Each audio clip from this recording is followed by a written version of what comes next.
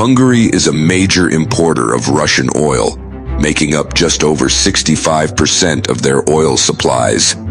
Last year, oil exports generated 180 billion of revenue for the Russian government, revenue that fuels Russia's continued war on Ukraine.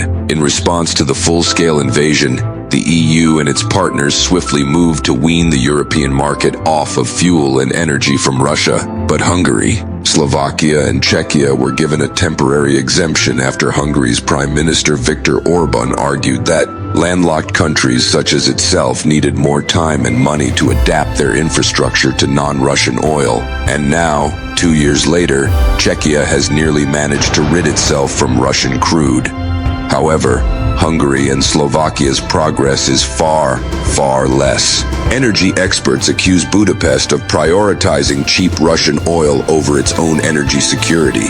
If you try to work against Kremlin's interests, you have issues with gas supplies, with oil supplies. You have strange accidents, and it all will happen in Slovakia and Hungary if they quit pro-Russian stance. The only reason they have this illusory security of supply is that they cooperate.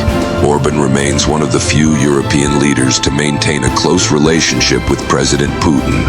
So how does Russian crude oil end up in Budapest? Oil is transported through a pipeline known as Druzhba, or Friendship in Russian, an old Soviet pipeline network that originates in Tatarstan during the Cold War. The Druzhba fed up to 800,000 barrels of oil daily across 5,500 kilometers to Central Europe through Ukraine and Belarus. This crude oil is then refined in European factories to make diesel, gasoline, lubricants, and other products.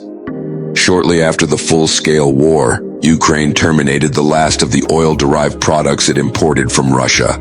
However, Ukraine continues to transit oil and gas to Europe from Russia to this day, creating a strange loop where Russia and Ukraine are indirectly financing each other's militaries. Diplomatically, Ukraine has avoided closing this pipeline, but it has increased criticism of Orban in Hungary. And in June, Kiev expanded sanctions on Russia's second-largest oil company, Lukoil, banning it from transiting oil through Ukraine.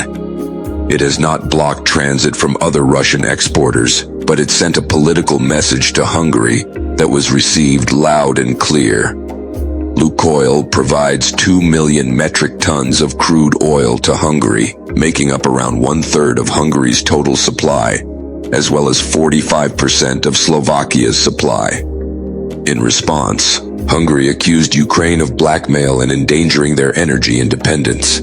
Ukraine is working in line with the general Western sanctions policy. So if Budapest is looking for some people responsible for all this mess that is happening since 2022, or actually 2014, they are somewhere in the Kremlin.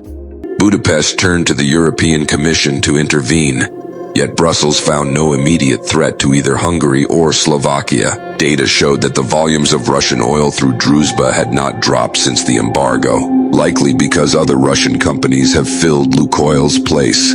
Instead, Brussels urged both countries to consider alternatives, including the Asia pipeline from Croatia, an option which Budapest claims is too expensive.